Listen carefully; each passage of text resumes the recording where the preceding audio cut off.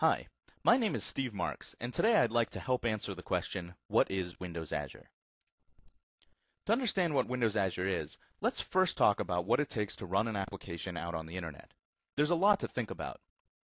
We need to think about the operating system we're going to use and how to keep that patched and up to date. We need to think about the network, load balancers, routers, DNS, and how those will interact with our system. We need to think about the storage needs for our application and how to manage all of that data.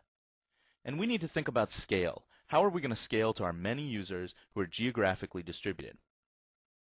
I'd like to point out two things about this list we just made.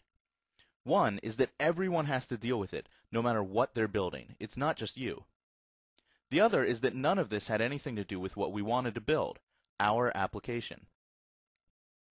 Well, what if there was a different way? What if there was something that would take care of all those other things for us? All of the operating system, the networking, the storage, the scale, and let us worry about that one thing we cared about, our application. Well, with something like that, we could build our application faster and we could keep our users happy. This is the idea behind Windows Azure. Windows Azure is Microsoft's cloud computing platform. That means that it's designed to be a place to run your application at scale out on the internet. But it's so much more. Windows Azure takes an application-centric view of cloud computing. And that means that we manage the entire life cycle of your application. From that initial design, development, and testing of your application, to deploying to the cloud with a touch of a button, to monitoring and scaling that application when it's running out on the internet. Finally, we help you to understand your application and analyze it so that you can build a better version and deploy that to the cloud without incurring any downtime. Windows Azure consists of three main components. The first is something called the fabric. The fabric is the abstract set of compute resources in the data center. Inside are many computers running virtual machines running Windows. The second component is the storage service. The storage service is there to help your application manage all of its data in a reliable and scalable way.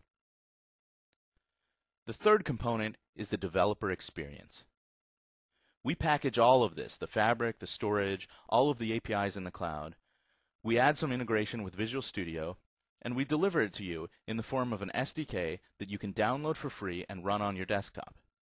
This means you can develop and test your application locally before you deploy to the cloud. Let's finish up by talking about scale. If you're like most application owners, you're hoping that your application scales like this. Notice that this is your peak.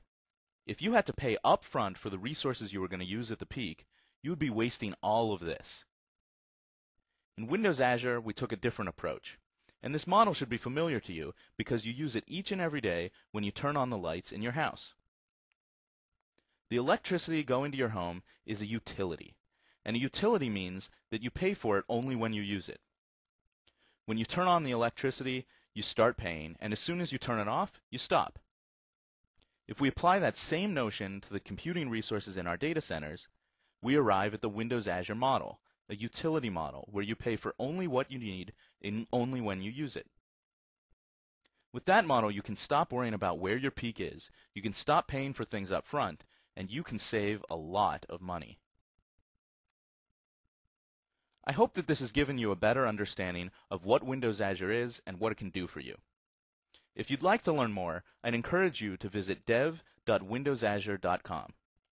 There you'll find a lot of resources that will help you get started, including more videos to watch, documentation, and of course that downloadable SDK. Thanks.